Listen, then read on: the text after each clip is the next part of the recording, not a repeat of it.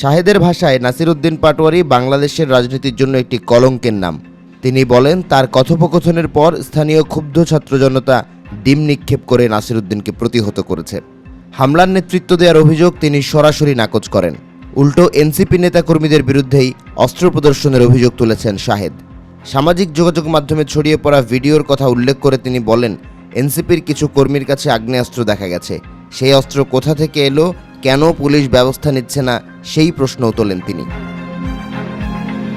এদিকে ঘটনাটিকে কেন্দ্র করে ঢাকাতেও উত্তাপ ছড়িয়েছে।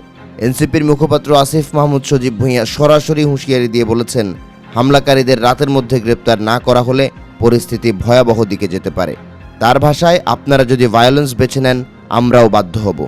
জাতীয় প্রেস ক্লাবে এক সমাবেশে তিনি অভিযোগ করেন, সরকার বিরোধীদের দমনে সহিংসতাকে রাজনৈতিক কৌশল হিসেবে বেছে নিচ্ছে। এমনকি তিনি স্মরণ করিয়ে দেন 2024 সালের গণ অভ্যুত্থানের কথাও। বলেন, এই প্রজন্মের সঙ্গে লড়াই করার ভুল শেখ হাসিনা করেছিলেন। আশা করি তারেক রহমান সেই ভুল করবেন না।